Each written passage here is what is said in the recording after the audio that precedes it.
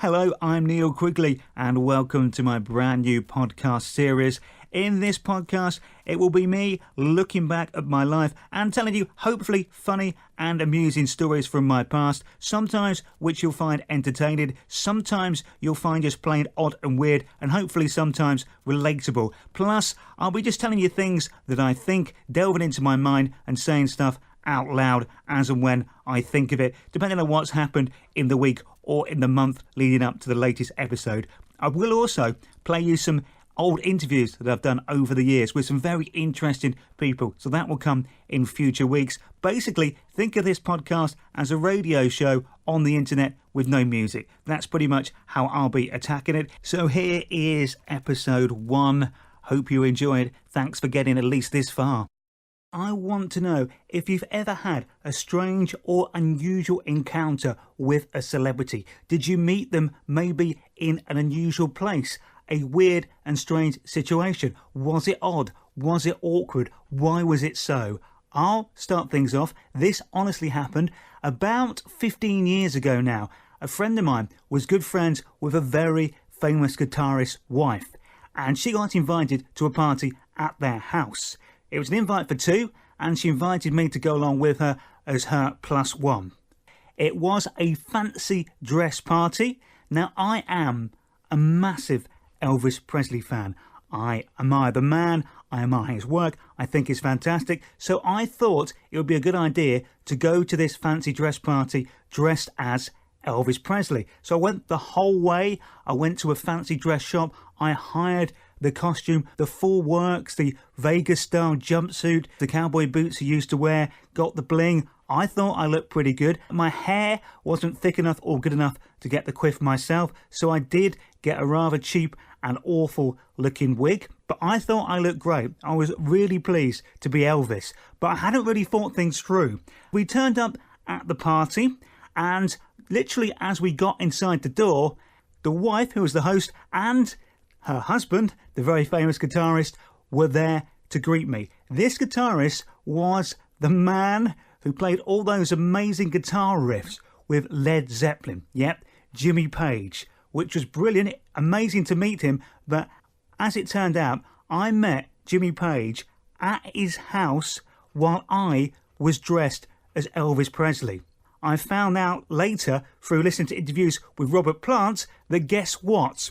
The real Elvis Presley had met Jimmy Page and Robert Plant and the rest of Led Zeppelin. How odd that must have been. It was weird me meeting him dressed as Elvis, but it must have been even weirder the fact that some idiot was dressed as Elvis when he had already met the real Elvis many years before. By the way, he was such a lovely fella. Really nice, really friendly, really relaxed, really talkative, and the best thing about his house, he had on one of the walls a projection of a giant fish tank with fish swimming around. It took up the whole wall. It just looked amazing, and it was weirdly hypnotic and quite relaxing.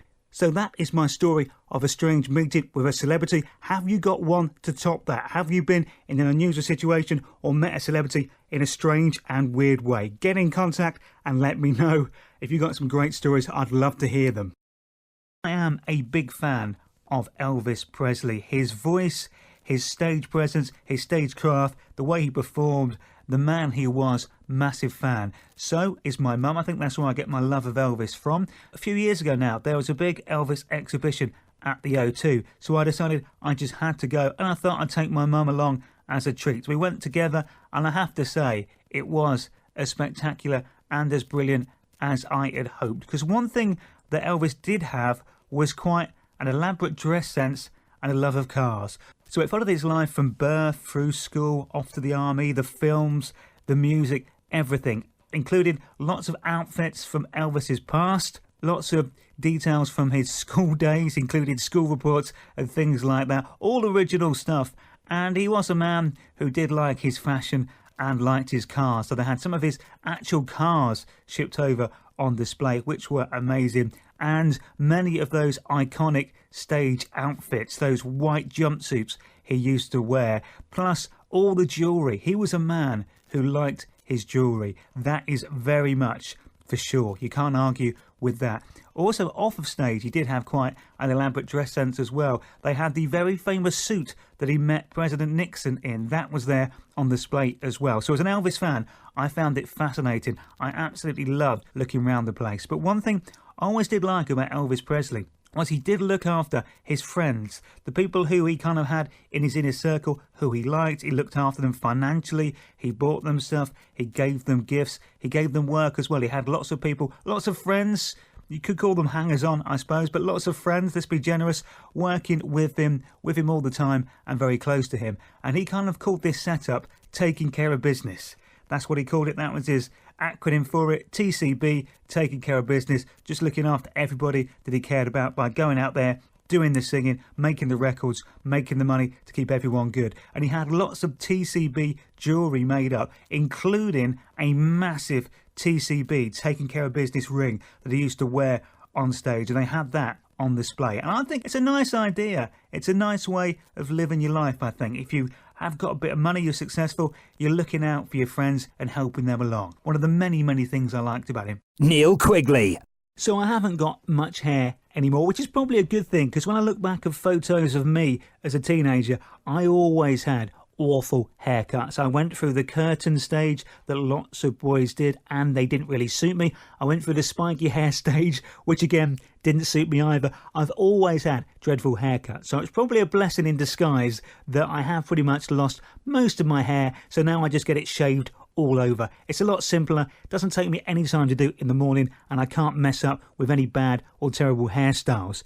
But I'm not brave enough to cut it myself. I just can't do it. I know I'll mess it up, I'll cut myself, it won't be even, so I still go to the hairdressers. But the way I choose a hairdressers is possibly slightly different to everybody else. My one main concern when I go to a hairdresser's is that there isn't a queue. So I will go to whichever hairdresser has the smallest queue. I refuse to wait longer for my haircut than it actually takes to have my hair cut. So I'll just go to whatever the shortest queue is. Now, where I live at the moment, there is a new barber's opened up, a Turkish barber's in the town. So I thought, oh, do you know what? I've never been to a Turkish barber's. I'll give it a try.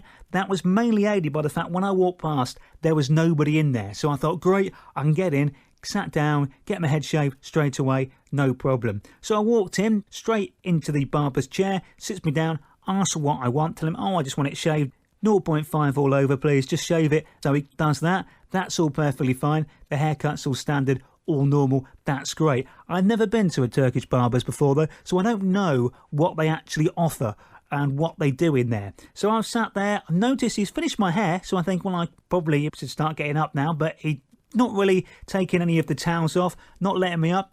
In fact, what he's doing is he's lighting this massive, what looks like, you know, the drumstick they used to use to hit the bong at the end of those films, those classic films. Well, it looked like he was lighting that giant drumstick. And I thought, well, what's going on here? What's he doing here? So he lights it and doesn't say anything, no words or anything, lights it. Before I know it, he's wafting it around my ears, which if you're not expecting it, is fairly terrifying. Now, I now know that basically they do that to sort of burn off the ear hair. So help gentlemen of a certain age make sure there's no ear hair there, which is fine. That's good. I kind of recovered from that. And then he offered to give me a bit of a massage, which I wasn't expecting. So he's massaging my hands, my fingers, and then gave me a bit of a neck massage, again, which I wasn't expecting. And he didn't really ask or mention he was going to do it before he did it. It kind of caught me out a little bit. And I'm not sure if it helped at all. I think it couldn't have been a very good massage because I would have been so rigid and scared during it. I'm not sure it was relaxing my muscles. I was probably more tense after it had finished than before it had started. But fair play, they did do a very good haircut. It did terrify me in there a little bit, but if I'm honest, as long as there's no queue in there next time I walk past, I'd probably go there again. It's certainly an experience, but next time I might just say, I tell you what, mate, just have the haircut. I'm not too worried about the rest. Another weird showbiz claim to fame I have is, as a kid, accidentally, just because it happened to be our local hairdresser, and strangely still not quite his localist hairdressers, but he still seems to use it. Noel Edmonds actually shared the same hairdresser as me when I was about 5 or 6. Yeah, we got our haircut at the same place. We didn't have the same haircut. I didn't have quite so many highlights, put into my hair, it's fair to say. Now, it's one of those things. At first, it was kind of myth, rumour. I'd heard that Noel went there. Some of the hairdressers had talked about him going there, but you never know for sure. And you think, well, maybe it's just someone who looks a bit like Noel Edmonds, who they think's Noel Edmonds, who they're cutting his hair. That's all fine. Then one morning, just as me and my mum were walking in to have my haircut done, Noel Edmonds was walking out. Hair nicely coiffed, highlights in, the beard nicely trimmed. Unmistakable Noel Edmonds. So yeah, as a kid, I did have my hair cut at the same place as Noel Edmonds, which, if I ever go on Would I Lie to You, I think that will be one of the truths I give in, because no one will believe that is true, but it actually is true. I mean, you couldn't possibly make that up. And if you could make that up, why would you make it up? That's my question. Neil Quigley. So a mate of mine was touring in his own play that he'd written and directed and starred in, called Ha Ha Holmes. Now, I saw this play when it was in High Wycombe. Enjoyed it, loved it, watched the whole thing. And it was due to come back to Aylesbury later in the run. Now, there was a very small part in the play, normally played by one of the members of the theatre staff. Now, I saw it, of course, in High Wycombe, and I saw the role. Now, in between High Wycombe and then coming to Aylesbury, I kind of said, oh, do you know what? I wouldn't mind doing that part. You know, I wouldn't mind giving that a go, if you like. So anyway, long story short, didn't think much more about it. I met up with my friend before the show in Aylesbury that night, and I just said again, I said, you know, if you're interested, or, you know, if there's nobody else to play it, I would love to play that little cameo role. I think that would be great fun. Now, starring in the show was Joe Pasquale, who was brilliant. He did a fantastic job. It was a really, really funny play, and I just wanted to be in the play. I've not been in the play before, not a professional one, not at a venue like the Aylesbury Waterside Theatre. So it was kind of all for me sort of personal fun and games, but I thought it'd be lots of fun. Anyway, I went along and watched the show, and just before the show started, my mate Ben said to me, okay, you're on, yeah, that's fine, you can play this role. He said, watch the first half and then come backstage at half time at the interval and we'll get you ready. So I did. Watched the first half, was hilarious, was brilliant. The interval came, I took myself backstage and met Ben, and we got me into my costume. Now this part, this cameo part, was actually dressed as a beaver. So I had to get into a beaver costume. So I got into the costume and sat at the side of the stage. Now, I'd seen the play before, so I knew roughly when I needed to come in. But Ben said, don't worry, if you sit on the side of the stage, keep the head off for the time being. I'll be off stage for about 2 or 3 minutes before you're due on, so I'll be able to come round, get you ready and push you on stage. Well, anyway, that didn't actually go totally to plan. The reason being, Joe Pasquale got a bit confused and missed a massive part of the script out, which meant Ben literally had to rush off stage, throw the head on me and push me on. Now, I had to walk across this stage as the beaver. As I was walking across, something that didn't fall down or didn't appear for an earlier joke was supposed to fall down behind me, which I kind of knew, but because he put the head on it in a hurry, I couldn't really see. I couldn't see out of the eyes of the costume. I only had sort of one of the gloves on, so you can actually see one of my hands exposed. It was terrible, quite embarrassing. But I walked across the stage, not being able to see. I heard this big thump, which was the prop falling down. But just for a second, I knew there was like a piano at the far end of the stage, because they had a pianist on stage. I was worried that I'd like wiped out the piano and ruined everything. But I clearly hadn't, because everything was still fine. So I walked across the stage. That was half the gag. Then a few minutes later, basically, it was like the beaver had been shopping, actually. Just walked across the stage to go to the local shop. So I had to come back in beaver costume, just carrying a plastic carrier bag, and walk back across the stage and pick up the thing that fell down beforehand. Now, I still couldn't see very well. I got off stage, waited for my next cue, picked up the carrier bag, went to walk back across. Joe Pasquale is on stage all this time, no problem at all. And he's doing his stuff. Now, as I walked through, walking past, Ben said, yeah, you can stop and interact a bit, look at Joe, mess about a bit. So I, stopped, looked around, messed about, had the carrier bag in my hand, walking back. And then I had to pick up this item off stage, which was basically a giant inflatable doll. Now, the plan was I was supposed to just pick it up and drag it off by the legs. Now, unfortunately, I still couldn't see exactly where I was going because my head wasn't on properly. So when I went to pick up the doll by the legs, let's just say I missed slightly and didn't quite get the doll by the legs. Now, as I picked it up, all I could hear was the entire audience and Joe Pasquale absolutely wetting themselves with laughter. I had no idea why, because I couldn't see, but as I was holding the doll, I kind of got the impression I didn't quite have the leg. I was maybe a bit higher up than I should have been, but I couldn't stop. I had to get off stage, so I dragged said doll off stage, where I managed to grab it, much to the laughter of the audience and Joe Pasquale. It was a great experience. I loved doing it. And when Joe next came off stage, he basically come over to the wings where I was sitting and said, when you picked up that doll, he said, I nearly wet myself laughing. It was one of the funniest things I've ever seen. So I'm very impressed, very pleased that I managed to make Joe Pasquale corpse on stage for a long time. It was fun though. I absolutely loved doing it. And if anybody is putting on a show out there and needs an idiot to dress up in an animal costume, I am up for that. Any theatre, I really want to do it. But my mate Ben Langley, watch out for his Ha Ha series of shows. They do tour around the UK from time to time. He is brilliant. And if the name sounds familiar and you've got kids, you might have seen him on a CBeebies show reading some stories recently as well. Top bloke, top fella. That was a very fun and interesting evening. My theatre debut. Funnily enough, though, he's not asked me back to appear in any of his shows since that incident. Neil Quigley.